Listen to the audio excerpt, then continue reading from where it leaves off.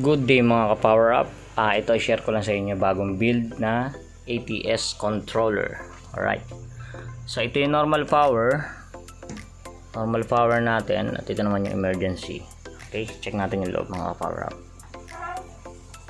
Ayan. Automatic transfer switch to 20 volts, single phase, 60 Hz, 63 amperes. Okay. So ayan mga ka-power up. Malinis yung ating pagkakabuild dyan.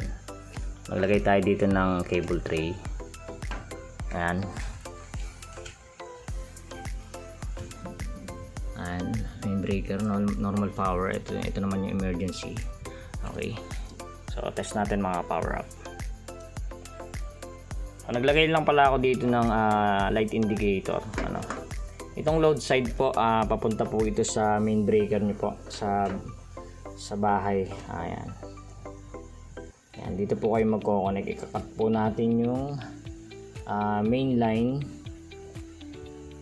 line, tapos dito natin siya i-connect sa normal power. Yan. So the emergency power, pwedeng solar, pwedeng generator. Okay. Okay, so test po natin. Normal main breaker, voltage protector. Yan. So ito naman yung main breaker for emergency power. Okay. So energize natin mga power up. Yan. Upon switch on mga power up, kung papansin nyo, nagka-countdown siya. Meron siyang default na 10 seconds before siya mag transfer, before mag-energize yung normal power natin.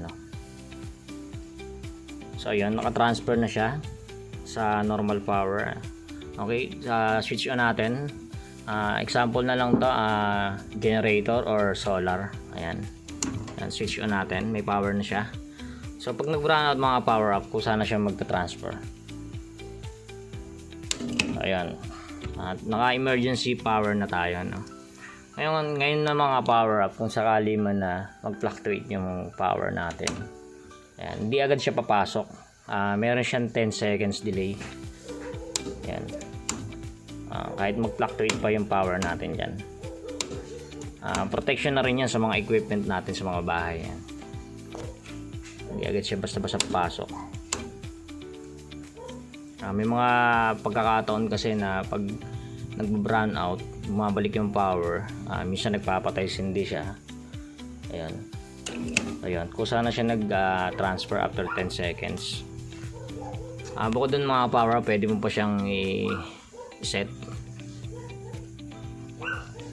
Ayan, ito yung A1, yung code niya. Yung A1 is for time delay. Power on delay. Ayan, 10 seconds. Pwede mo siyang taasan. Ayan, pwede mo pa siyang babaan. Depende sa settings mo. Sa akin, ito default settings lang siya na 10 seconds. Ito naman yung A2. Yan yung over voltage protector. Ayan, 10%. So nakaset siya ng 253. Okay. Then ito, hindi ko na ginalaw to yung ibang parameters. Ayan. Itong A6 naman 207, yan 10% value ng under voltage. Okay. Ayan.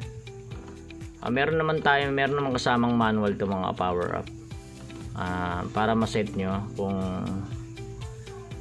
anong settings ang gusto nyo i-apply dito sa voltage protector. Okay, test natin ulit. Brown out. Okay. So yun, nag-transfer siya sa emergency power. Generator or solar power, pwede siya mga power up. So yan. Papasok natin yung normal power. Yan. May time delay siya 10 seconds. Okay. So naka-emergency power tayo mga power up. Ayan. Then after 10 seconds, pop. Ayan.